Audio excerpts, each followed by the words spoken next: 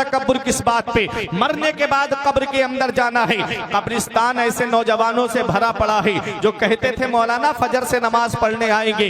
कब्रिस्तान ऐसे बूढ़ों से भरा पड़ा है जो कहते थे जुमे से नमाज पढ़ने के लिए आएंगे। साथ जिनके थे यहाँ लश्करों फौजों सिपाह बेकसाना कब्र के अंदर अकेले चल बसे। एक साथ भी ना ठहरे वादा जिनका आ गया, जी के जी में रह गए अरमान सारे चल बसे। पढ़ के तू कुरान को अब जमा कर ले कुछ सवाब, कब्र पर फिर कौन आए फातिहा के वास्ते। काम दोज़ख के किए जन्नत का है उम्मीदवार, कसरे जन्नत तो बना है पारसा के वास्ते। आज हम अपनी कब्र को भूल गए, आज हम अपनी आखिरत को भूल गए। आज कहो किसी से भाई कब्र के बारे में सोच ले, ये दुनिया में हरामकारी करना बंद कर दे, ये शराब नोशी बंद कर दे, ये जिनाकारी बंद कर दे, ये लोगों को सताना बंद कर दे, तो कहता है मौलाना वहां की वहां देखी जाएगी। अल्लाह अकबर, ये उलमा तशरीफ फरमा है। अगर किसी से कहो ये सूद का काम मत कर, ये सूद का काम वो काम है जिसके लिए मदीने वाले मुस्तफा फरमाते हैं कि सूद का एक ढेला खाना अपनी माँ के साथ 36 बार जिना करने से बदतर है। अल्लाह अकबर, वो सूद का कारोबार। मुसलमान अगर किसी के पास 10 लाख रुपए आ गए तो गांव के अंदर सूद का काम शुरू कर दिया है, पैसे सूद पे बांटना शुरू कर दिए हैं। कहो तो कहता है मौलाना कब्र की कब्र में देखी जाएगी, आखिरत की आखिरत में देखी जाएगी। अल्लाह अकबर, इंसान दुनिया में कितने रिश्तों पे नाज करता है? 5 रिश्तों पे नाज करता है दुनिया में इंसान। या तो उसे अपने बाप के ऊपर नाज होता है, या माँ के ऊपर नाज होता है, या बीबी पे नाज होता है, या औलाद पे नाज होता है, या अपने भाइयों पे नाज होता है। लेकिन आओ मैं आपको कुरान की रोशनी में बताता हुआ चलूं, वो इंसान जिसके 5 भाई है, सीना तान के गली में चलता है। हम 5 भाई हैं, किसी की हिम्मत नहीं हमसे आंखें मिला सके। हम 5 भाई हैं, किसी की मजाल नहीं कि वो हमसे आंख मिला के बात कर सके। अगर 5 भाई हो, 5 जवान हो, तो सीना तान के गलियों में चलता है कि हम 5 भाई हैं, किसी की हिम्मत नहीं कि हमसे आकर के मुकाबला कर सके। आओ जरा कयामत का दिन देखो, आदमी कहता है वहां की वहां देखी जाएगी।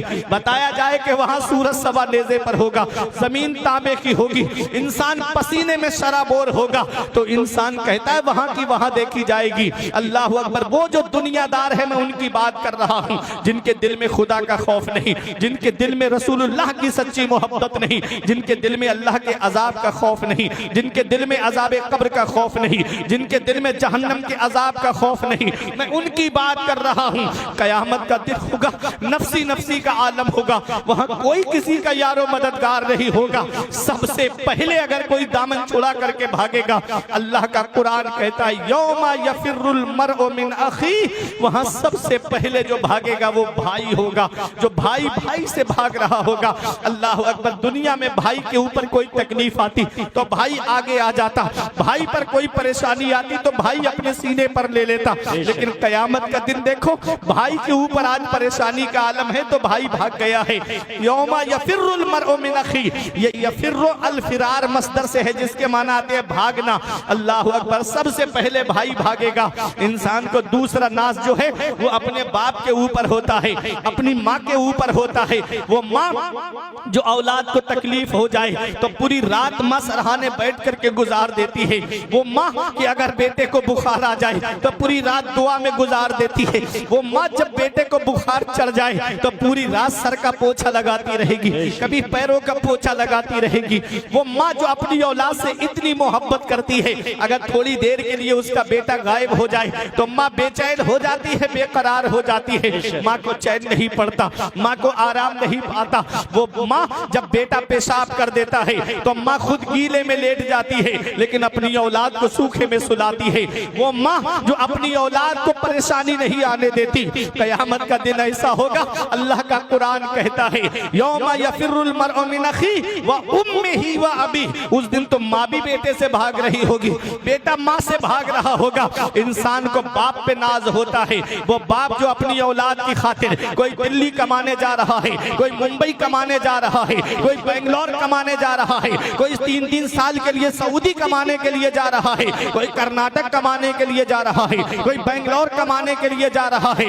वो बाप देखो जाकर के मुरादाबाद में आप चौराहों पे बस स्टैंड और रेलवे स्टेशन की तरफ जाकर देखो, रात में बेटा तो मोबाइल चला के सो रहा है, लेकिन कोई गलियों में रिक्शा चला रहा है, कोई फोर व्हीलर लेकर के खड़ा है, कोई बस लेकर के खड़ा है, कोई ट्रक चला रहा है। ये कौन है? ये एक बाप ही तो है जो सोचता है 4 पैसे जमा हो जाएंगे, मेरी औलाद के खर्चे में काम आएंगे, जो सोचता है 4 पैसे जमा हो जाएंगे, मेरी औलाद की पढ़ाई में काम आएंगे। स्कूल की फीस भरने वाला बाप है, कोचिंग की फीस भरने वाला बाप है, कॉलेज की फीसें भरने वाला बाप है, यूनिवर्सिटी की फीस भरने वाला एक बाप है। लेकिन अफसोस तब होता है जब वही बाप बूढ़ा हो जाए, उसके जिस्म की हड्डियां जवाब दे जाए, उसके जिस्म की ताकत जवाब दे जाए। उसी बूढ़े माँ बाप का बिस्तर घर से बाहर जब औलाद कर देती है, बाप खून के आंसू रोता है। जिस औलाद के लिए मजारों के चक्कर लगाए थे, जिस औलाद के लिए आलिमों के घरों के चक्कर लगाए थे, हजरत दुआ कर दो मेरे घर में चिराग जलाने वाला आ जाए,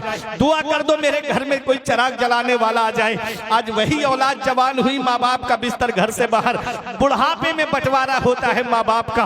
बाप 1 महीना मेरे घर खाएगा, माँ 1 महीना तेरे घर खाएगी। याद रखना नौजवानों, पहली मोहब्बत है माँ बाप की जो दुनिया में बदला मांगती है। अगर तुमने अपने माँ बाप के साथ भलाई की तो तुम्हारी औलाद तुम्हारे साथ भलाई करेगी। अगर तुमने अपने माँ बाप के साथ भलाई नहीं की तो बुढ़ापे में ये उम्मीद लगा के मत बैठना कि तेरी औलाद तेरा सहारा बन जाएगी। अल्लाह अकबर। हमारे बुजुर्गों ने फरमाया, बाप आंगन में लगे हुए पेड़ की तरह होता है। जब शिद्दत की गर्मी पड़ती है, जब शिद्दत की धूप पड़ती है, जब गरम गरम लू के थपेड़े होठों को खुश्क कर देते हैं, तो सबसे बेहतर और मुनासिब साया दरख्त का साया होता है। आदमी गर्मी में पेड़ के नीचे कुर्सी डाल के बैठे उसे आराम मिल जाता है, पेड़ के नीचे कुर्सी बिछा करके बैठे उसे आराम मिल जाता है, चारपाई बिछा करके लेट जाए उसे आराम मिल जाता है। हमारे बुजुर्ग फरमाते हैं, बाप आंगन में लगे हुए पेड़ की तरह होता है। जिस दिन ये पेड़ आंगन से उखड़ गया उस दिन धूप भी परेशान करेगी, गरम गरम लू के थपेड़े भी परेशान करेंगे। ऐसे माँ बाप के साए की नाकदरी न कर, ऐसे माँ बाप के साए की नाकदरी न कर, धूप काटेगी बहुत जब ये शजर गिर जाएगा। जिस दिन बाप की चारपाई घर से उठ गई ना, उस दिन एहसास होगा कि आज कितना बड़ा साया हमारे सर से चला गया। जब तक बाप जिंदा होता है, बूढ़ा है, चारपाई पे बैठा रहे, कुछ ना करे, औलाद को सहारा है कि मेरी पीठ पर मेरे बाप का हाथ रखा हुआ है।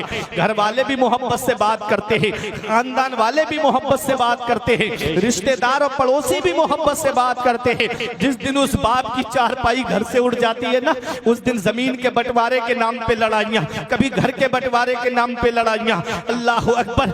बाप औलाद को तब एहसास होता है कि कितना बड़ा साया आज मेरे सर से चला गया। ऐ नौजवानों, अगर माँ बाप जिंदा है तो उनकी खिदमत कर लो, अगर माँ बाप हयात है तो उनकी खिदमत कर लो। जिस दिन माँ बाप का साया सर से उठ गया उस दिन पता चलेगा कि कितना बड़ा साया आज हमारे सर से चला गया है। इस वक्त के बारे में तो सोचा भी न था। बेटों से बुढ़ापे में हुई खत्म रसाई, घर बार तो बांट लिए शौक से फुरकान।